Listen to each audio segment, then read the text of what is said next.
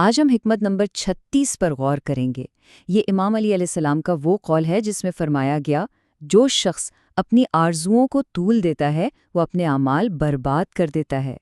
تو آئیے اس گہری حکمت کی تہوں کو کھولنے کی کوشش کرتے ہیں۔ جو شخص طول دیتا ہے اپنی آرزوؤں کو، وہ اپنے اعمال برباد کر بیٹھتا ہے۔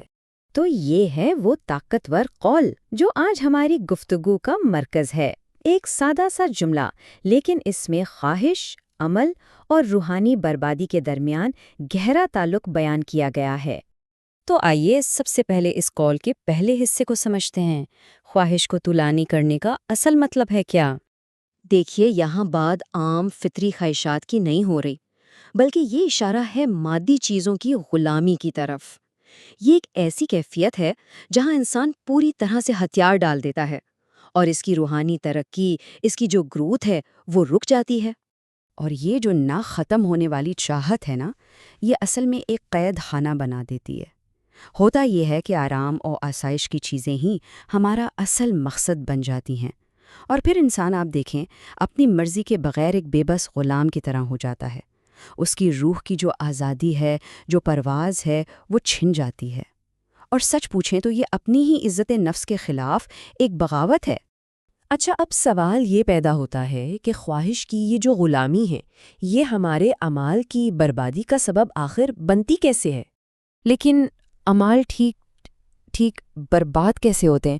کیا اس کا مطلب صرف یہ ہے کہ کام خراب ہو جاتا ہے، یا اس کے پیچھے کوئی گہری بات ہے؟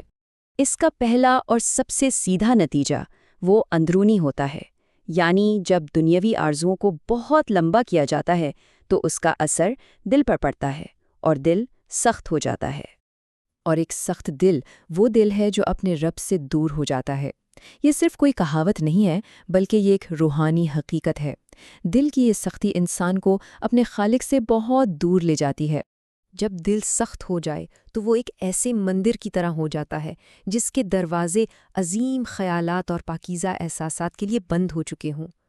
اس روحانی جمود کا مطلب یہ ہے کہ ہمارے اعمال بھلے وہ باہر سے کتنے ہی کامیاب کیوں نہ لگیں، اندر سے بالکل کھوکھلے اور بےمعنی ہو جاتے ہیں۔ اور یہ بات ختمی بربادی کو بہت خوبصورتی سے واضح کرتی ہے، یعنی نہ ختم ہونے والی باہری چیزوں کے پیچھے بھاگتے بھاگتے انسان اپنے حقیقی اندرونی وجود کو، اپنے آپ کو ہی کھو دیتا ہے۔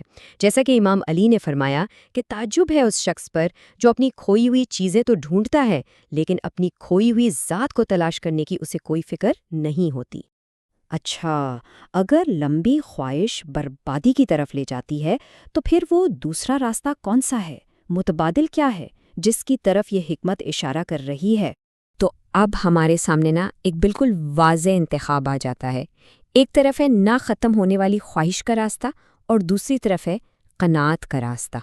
ایک راستہ ہمیں لے جاتا ہے غلامی اور دل کی سختی کی طرف، جبکہ دوسرا راستہ وہ ہمیں آزادی، روحانی بیداری اور بامقصد کاموں کی طرف لے کر جاتا ہے۔